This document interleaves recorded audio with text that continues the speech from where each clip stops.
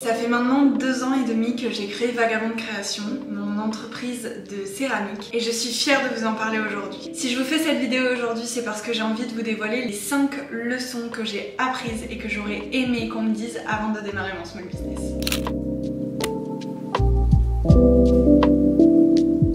Pour celles et ceux qui ne me connaissent pas, je m'appelle Faustine, j'ai 25 ans, je suis céramiste et donc créatrice de Vagabond Création depuis maintenant plus de 2 ans. Alors si tu as cliqué sur cette vidéo, j'imagine que tu es en pleine remise en question et que tu te demandes peut-être si toi aussi tu serais capable d'ouvrir ton small business et de faire ça sur le long terme. Eh bien tu es au bon endroit puisque vraiment les 5 choses que je vais te développer juste après vont être cruciales et ce sont des choses sur lesquelles il faut que tu te poses la question avant de démarrer quoi que ce soit. Allez, sans plus attendre, je vous emmène avec moi pour parler de tout ça. La première chose qui est essentielle pour moi, c'est de ne pas avoir peur du travail. Je pense que la chose qui pourrait illustrer le mieux mes propos, c'est cette citation anglaise qui dit I quit my 9-to-5 job to become a 24/7 worker. Et c'est un petit peu vrai. Dans le sens où on ne s'arrête jamais en tant que small business owner, même si on ne le fait pas réellement, dans le sens où on n'est pas en train de travailler en tant que tel, on aura toujours nos pensées et notre cerveau qui sera apparenté à notre small business et qui du coup va toujours faire un lien avec notre entreprise. Donc on pense small business, on respire small business, on vit small business, on mange small business et je pourrais dire ça pour tout. En fait, le fait que ce soit seulement nous qui gérons tout, et je sais pas si ça c'est quelque chose que je recommande, je parle avec mon expérience et je gère tout depuis le début toute seule. Des fois où c'est compliqué, mais ça il faut y penser avant de se lancer parce que quand on sait qu'une personne normale fait 35, allez 40 heures par semaine, moi je suis plutôt à 60 heures semaine. Bah, c'est là qu'on se rend compte que c'est énorme. C'est-à-dire que je bosse vraiment beaucoup. Et quand je parle de bosser, pour moi être sur Instagram c'est bosser parce que quand je suis sur Instagram je poste, je réponds aussi aux messages, donc voilà, tout ça c'est aussi du boulot. Alors ça a peut-être moins l'aspect d'un boulot en tant que tel, je vous assure que ça fait partie du truc, mais à la fois il faut se dire qu'il n'y a pas de résultat sans travail et c'est pour ça qu'il faut pas avoir peur de bosser quand on lance son small business parce que du travail il y en a énormément, quasiment tout le temps. C'est pas parce qu'on est samedi que tout s'arrête. Alors effectivement c'est un choix de ma part dans le sens où je suis sur Instagram, sur TikTok, sur YouTube et on n'est pas obligé de faire tout ça quand on est small business. Moi j'ai préféré mettre toutes les chances de mon côté parce que je sais que je vends en ligne et que du coup la visibilité c'est ça qui m'apporte des clients sur le site. Donc forcément ça passe par les réseaux, mais ça on en parlera un petit peu plus tard dans la vidéo. Donc voilà, la grosse conclusion de ce point qui est très important selon moi, c'est de ne pas avoir peur du travail quand on débute une aventure telle que celle-ci.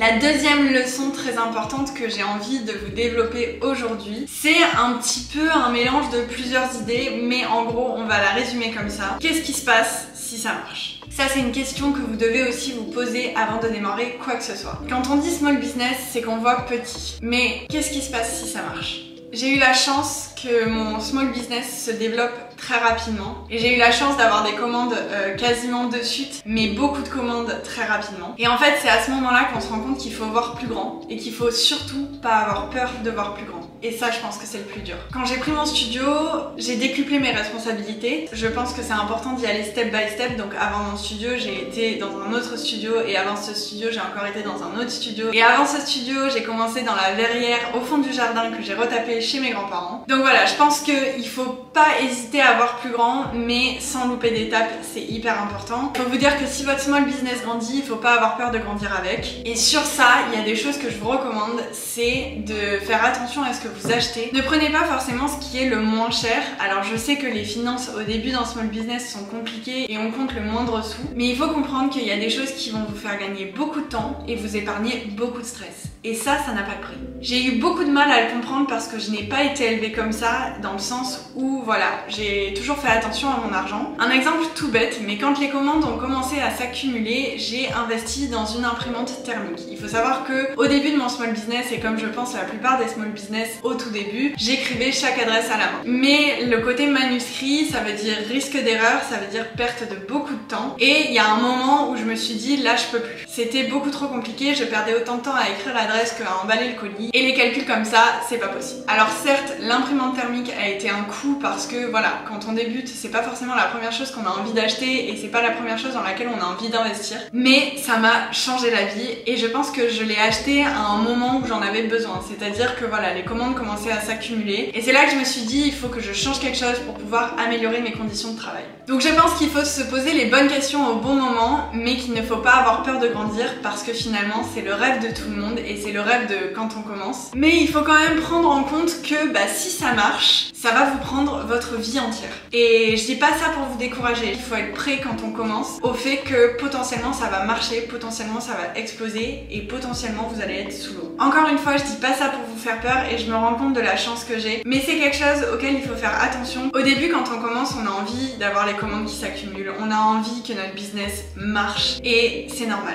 Mais une fois qu'on est dans ce cercle et que notre business marche, si le business grandit, les responsabilités grandissent, le stress grandit, et tout avec grandit. Il y a des moments où je suis très stressée, il y a des moments où je travaille beaucoup. Si par exemple il y a un samedi où je dois bosser parce que j'ai une vidéo YouTube à monter pour qu'elle sorte le lendemain, je pourrais pas ne pas travailler le samedi. Si j'ai cette vidéo à monter, je la monterai. Alors déjà parce que je suis une acharnée du travail, je suis aussi une perfectionniste, mais surtout parce que en fait j'ai toujours ce sentiment de me dire ouais mais c'est tout ce que t'as toujours voulu. Que ton YouTube marche, que ton business marche, et tu peux pas maintenant que ça marche te dire bah non je travaille pas samedi.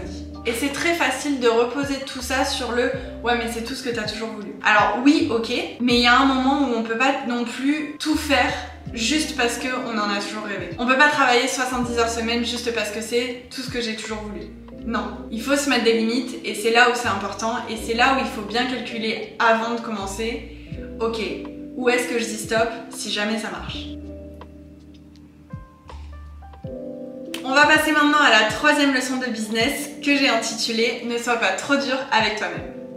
Je pense que celle-là, elle est importante à se le dire quand on est perfectionniste et travailleur. Je sais qu'elle est très dure à appliquer au quotidien et moi-même je travaille encore sur ça tous les jours. Je sais très bien que c'est plus facile à dire qu'à faire, mais vraiment, ne soyez pas trop dur avec vous-même. Et attention, je vous dis ça en tant que grosse perfectionniste. Donc j'ai absolument aucune légitimité à vous dire ça, mais c'est vraiment quelque chose aussi que j'ai envie de mettre en vidéo pour moi-même parce que ça c'est quelque chose qu'il faut travailler au quotidien. Mais c'est hyper important et surtout en céramique parce que des fails il va y en avoir, des erreurs, des ratés, des essais qui vont aboutir à rien, il va y en avoir plein. Et je vous dis ça en tant qu'autodidacte, dans le sens où en étant autodidacte, je pense que j'ai fait encore plus d'erreurs que la plupart des personnes qui sont passées par une formation. Et attention, il n'y a pas de bon ou de mauvais chemin. Je dis juste que tout ce que j'ai appris, je l'ai appris de mes erreurs. Et c'est bien pour ça que je vous souhaite d'en faire le plus possible pour en apprendre le plus possible. Mais chaque erreur aboutit forcément à une remise en question. Alors c'est cool de se remettre en question, mais il faut pas non plus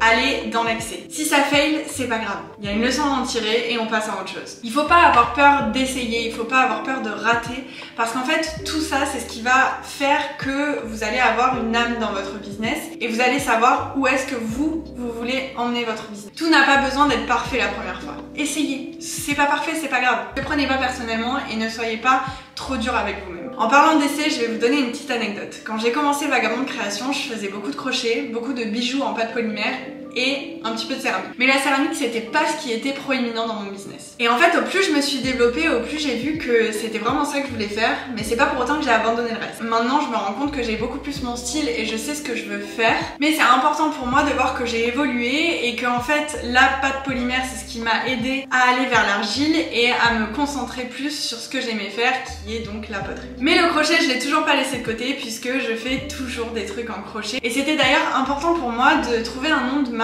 qui ne regroupe pas qu'un seul art parce que je touche un petit peu à tout et j'ai pas envie de me limiter à un nom, d'où le nom de ma marque Vagabond de Création, parce que création, je trouve que ça englobe assez bien tout ce que je pourrais tester dans ma vie. Voilà, je pense qu'il n'y a pas mieux pour illustrer mes propos. N'hésitez pas à tester, expérimenter, c'est ce qui va faire que vous allez élaborer votre business et si ça fail, c'est pas grave, soyez pas dur avec vous-même.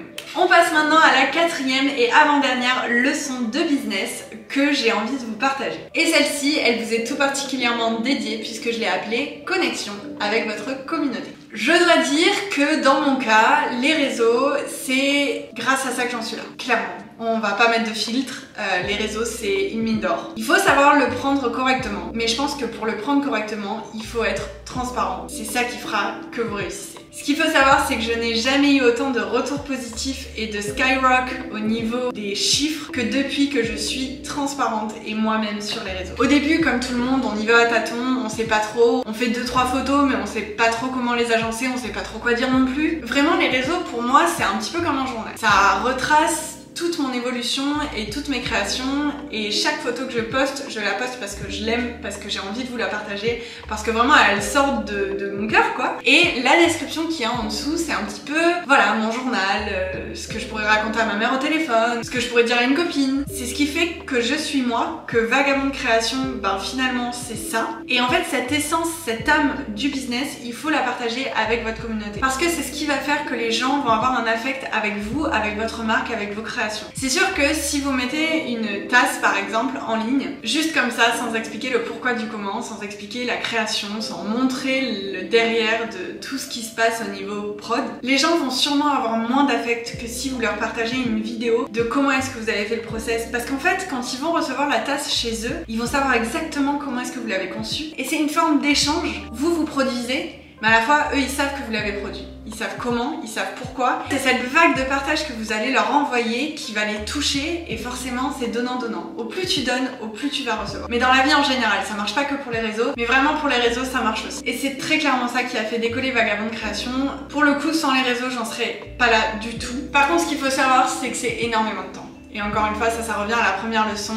Ne comptez pas vos heures. Je sais que de base, moi, je suis céramiste et que mon travail, c'est de faire des pièces. Mais si je fais des pièces toute seule dans mon coin, vous serez jamais touché par mes pièces. Et c'est ça qu'il faut se dire. C'est que c'est bien beau de produire, mais si c'est produire pour toucher personne, je suis pas sûre que c'est la finalité que vous voulez. Donc certes, c'est une contrainte, mais si vous apprenez à le prendre comme moi, comme un jeu, je vous assure que ça ne devient plus une contrainte. C'est pour ça que je fais attention aux photos que je poste et aux descriptions que je mets. Et non, je n'ai pas de planification pour mes réseaux. Alors, certes, je mets les photos dans une appli pour voir si elles collent toutes entre elles, mais c'est tout ce que je fais. Les descriptions, je les fais au jour le jour parce que j'aime le fait que ce soit mon journal. J'aime le fait de vous partager ce qui m'est arrivé dans la journée ou ce qui me passe par la tête au moment de poster la photo. Et tout ça, en fait, c'est hyper important parce que c'est ce qui fait de vous que c'est vrai. En tout cas, voilà, ce sont mes conseils, c'est ma manière de fonctionner, mais elle est différente pour chacun. Et ce que je dis et ce que je fais, c'est pas la vérité absolue. Chacun a ses techniques. Moi, en attendant, c'est la mienne. Et pour vous dire à quel point je fais tout au jour le jour, nous sommes le jeudi 9 novembre et la vidéo sera postée pour le dimanche 12 novembre. Voilà, donc faites bien attention à votre communauté parce que tout ce que vous donnez, elle vous le rendra. Et j'en profite d'ailleurs pour vous dire merci à tous d'être là et de suivre mon aventure. Que vous soyez là depuis le premier jour ou seulement récemment, merci. Vraiment. On passe maintenant à la 5e et dernière leçon de business que j'ai envie de vous partager dans cette vidéo. Et pour moi, c'est la plus dure. Je l'ai nommée équilibre de vie entre le pro et le perso. Alors ça, et là je pense que je ne suis pas la seule, c'est le plus dur. Clairement, je suis pas au point là-dessus. Mais j'y travaille. C'est quelque chose qui est difficile à acquérir, c'est quelque chose où en fait finalement il n'y a pas une vérité absolue et on est chaque jour en train de chercher la balance qui va faire que là ok c'est bon, on est bien. Dans cette règle, je pense que, et là je m'adresse à mes proches, que ce soit famille, amis ou quoi, c'est hyper important de bien vous entourer. Parce que c'est ce qui va faire que les moments où cette limite est dépassée et où cet équilibre n'est pas respecté, ça va pas faire l'effet d'une bombe atomique. Pour ce qui est de l'équilibre vie pro, vie perso, c'est très facile quand on est toute seule à tout gérer de ne pas compter ses heures, de travailler les week-ends, de travailler les soirs, de rentrer tard, de partir tôt. Mais c'est là qu'il faut se mettre des limites et c'est là qu'il faut écouter le fait que vous avez aussi une vie personnelle. Et c'est pas parce que vous êtes votre small business que vous devez l'être à 100% 7 jours sur 7, 24 heures sur 24. C'est déjà très dur de faire la différence. Mais ce qu'il faut vous dire, c'est qu'il faut au maximum vous caler sur des horaires normaux de boulot. Alors, c'est très dur à faire. Mais moi, heureusement que Jules est salarié et que du coup, j'essaie de me caler sur lui parce que finalement, ça m'aide à garder un rythme et c'est hyper important. Alors, je vous dis ça, mais je travaille le week-end. Hein. Pas tous. Et ça fait quelques semaines que je travaille dessus et que j'ai des week-ends beaucoup plus libres qu'il y a un mois, par exemple. Mais c'est important de lâcher un peu du lest quand on sent qu'on fait rien les week-ends parce qu'on est sur l'ordi à faire du montage vidéo parce que vous savez que le dimanche, la vidéo sort. C'est très cool YouTube, j'adore YouTube. Mais maintenant, j'essaie de boucler ça le vendredi. Dans le sens où maintenant, le vendredi soir, je ferme l'ordi et je me dis je suis en week-end. Chose qui est très difficile, ça c'est sûr, mais qui est très importante à faire. Je vous conseille aussi de vous entourer de bonnes personnes, de personnes qui vous comprennent, qui ne vous jugent pas et qui vous apportent des critiques, mais des critiques constructives. On n'a pas besoin de potes qui nous disent ah c'est génial ce que tu fais, non mais c'est super quand on va droit dans le mur. Il n'y a aucun souci à la critique constructive, surtout venant de vos proches. Mais par contre, il n'y a pas de place pour le jugement, il n'y a pas de place pour la négativité parce qu'on en a déjà bien assez au quotidien en tant que small business owner. Donc en conclusion de cette 5e leçon de business, j'ai envie de vous dire faites attention à votre entourage, entourez-vous de personnes qui vous aiment, que vous aimez, qui vous font du bien et surtout faites attention à votre équilibre personnel et professionnel. Et voilà, je vous ai dit les 5 conseils pour moi majeurs que j'aurais aimé qu'on me dise avant que je commence mon small business. Cette vidéo a été riche en émotions pour moi et j'espère qu'elle a été riche en conseils et en bonnes paroles pour vous aider à monter votre small business au mieux. J'espère qu'elle vous aura plu. Si c'est le cas, n'hésitez pas à me le laisser en commentaire. Je lis tous vos commentaires et à chaque fois ça me fait super plaisir. N'hésitez pas non plus à mettre un petit pouce bleu sur cette vidéo pour me montrer votre soutien. Évidemment, on s'abonne à la chaîne pour finir en beauté et puis je pense que je peux vous dire à très vite dans la prochaine vidéo.